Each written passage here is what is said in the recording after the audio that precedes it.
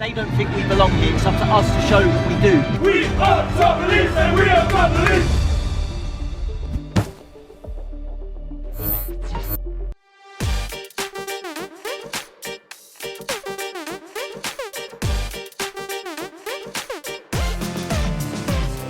Hello boys and girls, and welcome to the preview and the predicted lineup for Thursday night's game, Olympiacos versus Arsenal.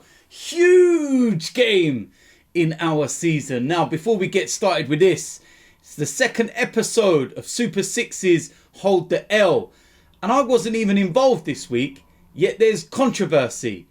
Take a look at this video and we'll talk about it after. Yeah, look, I'll keep it short and sweet. Look, Chris, Steve, you're absolutely wrong in every way, sense of the word. You've got to understand, Haaland doesn't want to go to a club the same size as Dortmund. He doesn't want to go to a library, which the Etihad. He doesn't want to play in front of fans that doesn't sing, doesn't chant. He doesn't want to play for a European club with no European bite. They've not even won a Europa League in the last 20, 30 years. They are biteless. All they do is spend money and hope for the best in Europe. And Haaland is going from a club that is a top European side, but he needs to take the step up to a European heavyweight, a Barcelona, a Real Madrid, a Manchester United, a Bayern Munich, a Liverpool maybe, but definitely not Manchester City. So there we go. The talk this week is all about Haaland and where he could possibly go after Borussia Dortmund, and where will be the best place for him to go to win trophies, most notably European trophies, the Champions League. What do I have to say about this? Some of the comments that were made, Barcelona, Real Madrid, etc. Big sides, European pedigree, Champions League winners and everything else. But then Manchester United's name was thrown into the hat. And the name of Manchester City was dismissed. Now, I have my thoughts on Manchester City as a club. But in terms of teams and what they could possibly achieve at a Champions League level right now on the pitch, there's only one winner. And it's Manchester City. Manchester City are more prepared and more ready for a player like Haaland to deliver on the big stage than Manchester United.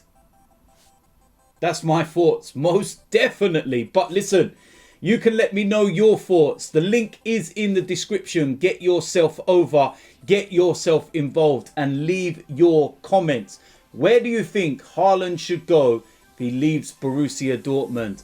And would you look at his move and say Man United or Manchester City? If we're talking about trophies and where he's going to develop over the next few years, what will be the best club for him? It's very simple. Get yourself over. Links in the description. Super 6, hold the L. Now, let's go into the Thursday night game. And let's hope that we're not holding the L. Because it's Olympiacos versus Arsenal. And it's a rematch of the Europa League game last season. And I very much got revenge on my mind. Because I still don't realise how on earth we went out against Olympiacos. The game should have been over in Greece. With all due respect to them, it should have been done and dusted. We took the 1-0 and thought, yeah, that's a great result. Go back to the Emirates. Fans were still in the stadium then, remember, as well. But we just got caught in the middle at the Emirates. Do you stick? Do you twist? What do you do? And then we conceded 2 goals, one very late, and Aubameyang still had an opportunity with pretty much the last kick of the game to, send us through. And he missed. So there's, a lot of revenge on your mind. But we need to also focus on this game and remember to take it, as the game and not the occasion. And not get caught up in all of that. I think going to Greece this time round might be a lot easier because there's no fans in the stadium. And if there's one thing that Olympiacos do is create an unbelievable atmosphere for their players when the fans are in the stadium. But I'm having a look at some of the statistics for Olympiacos going into this game. And in terms of their European games this season, of course, they were in the Champions League and they did drop down. And they were in Manchester City's group. And they were also with Marseille and Porto. And when we look at their results, they won their very first game, 1-0 at home against Marseille. They lost 2-0 to Porto. They lost 3-0 at the Etihad against Manchester City. They then lost 1-0 at home to Manchester City. They then lost 2-1 away to Marseille. And then they lost 2-0 at home to Porto. So 5 defeats out of 6 in the Champions League group stages. You go to the knockout rounds of the Europa League. They won their first leg 4-2 at home against PSV Eindhoven. And then the second leg, PSV were 2-0 up. And lo and behold, Olympiacos score a goal in injury time. And they go through 5-4. They were actually on their way out on the away goals rule. So when you look at those results and how they've done in Europe, I think that gives us, a cause for optimism and a sense of, you know what, we can get this done. There will be that talk of last year, and it's whether it plays on some players' minds and everything else. But I don't think we've got anything to fear going into this game. I don't think that this is a tie that's as bad as what it could have been. You know, I'd rather play Olympiacos than maybe have got a Spurs or a Manchester United or even a Rangers and have that Battle of Britain or, oh mate, that would have just been absolute, difficult. And especially when we got Spurs on Sunday in the Premier League. Let's remember that as well. Team selection is going to be crucial for this. I think that we're going to go strong. As strong as we, possibly can and what's available. I don't think we can take too much of Olympiakos' league form as a guide to, what's going to happen. Because, look, let's be honest about it. In the Greek Super League, they're absolutely walking away with it. They're top of the league, 64 points. Aris are in second place on 48 points. They've only lost one game all season. They've only conceded 12. But I feel that what's a better gauge of where they are is the European games, because that's where they come up against better opposition. And they've come unstuck all the time. They're conceding goals left, right and centre. So, cause for optimism. But team lineup, like I said, is going to be crucial. And with that said, this is what I'm going to go with. Starting off in goal, Leno. Very, very, very straightforward decision. Back four, first of all, on the right-hand side, Cedric. Now, at the time of recording, I've not heard any news about Cedric being injured, and that's why he missed the game at Burnley. As far as I know, or as far as I'm aware, he missed that game because he was just rested. So, if that's the case, he plays. Absolutely no doubt in my mind. Even Callum Chambers plays ahead of Hector Bellerin. End of. Cedric. Right centre-back, David Luiz. And I haven't got a problem with this either. I thought he was really good against Burnley. And I'm going to play him there. Left centre-back, Pablo Mari. And for me, Gabriel don't get in at the moment. Pablo Mari is playing really, really well. And I'm very, very impressed by his performances of late in particular. And straightforward for me. Left back, we're going to go with Kieran Tierney. And again, this is a straightforward decision. And he's going to have to bring his A game. And he's going to have to get down that byline, get those crosses in and be a danger in our attacking third, as well as do his defensive duties. Moving to the midfield too, first of all, Granit Xhaka. And yes, he made that mistake against Burnley. It's over, it's done, move on. Apart from that mistake, he's been very, very good since, he's returned from that red card, ironically, against Burnley. But yeah, I've got no problems with him playing there. And yeah, we just move on.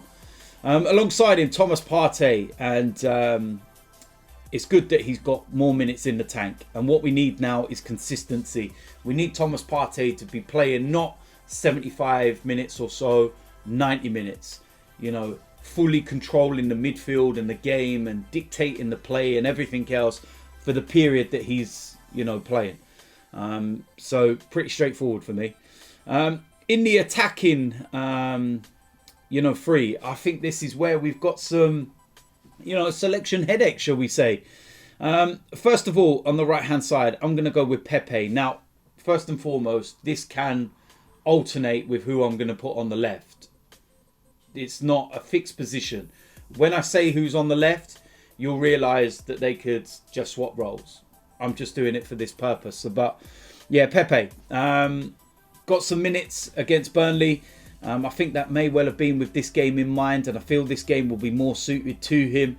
And he's been excellent of late, and he deserves his opportunity. It's as simple as that. In the number 10, I'm actually going to go with Martin Ødegaard.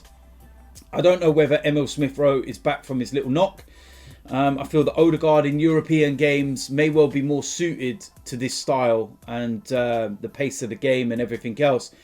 And I think you saw that in the second leg against Benfica. And I feel that, again, this could be one of those games that Ødegaard is crucial to finding those little pockets and bringing in the other players. On the left-hand side, I'm going to go with Bukayo Saka. And like I said, he can alternate and switch with Pepe. It doesn't really matter. For the purpose of this video, I'm putting him on the left, but he can easily start on the right and Pepe go on the left. It doesn't really matter. And they can alternate during the game as well. But another player of the month, he's been absolutely superb of late. Poor performance, though, against Burnley. And he'll want to get that one out of his system. Missed some opportunities. Looked a little bit rusty, which is a bit of a surprise, given that he's only missed one game after being brought out of the side to have a bit of a rest. But let's hope he's, back to his usual self. And he's been brilliant. And it's as simple as that. So he goes in there.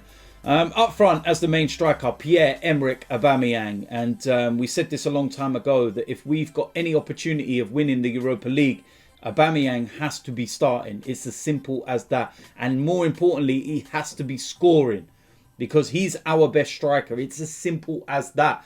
And his goal scoring record of late, since he's returned from, the time away because of his mum's illness, he's been excellent. And he's bagging goals for fun. And I feel that against Olympiacos, against players like Socrates, if he's starting, will be very beneficial, because Aubameyang knows him from his Dortmund days, his Arsenal days. Absolutely no doubt whatsoever. Aubameyang starts up front for me. So there we go. That is it for my preview and my predicted lineup.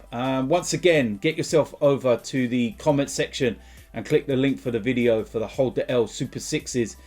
And let me know your comments. And if you're new around here, make sure you hit the subscribe button, smash a like on this video, and I will see you lot soon. I'm out of here.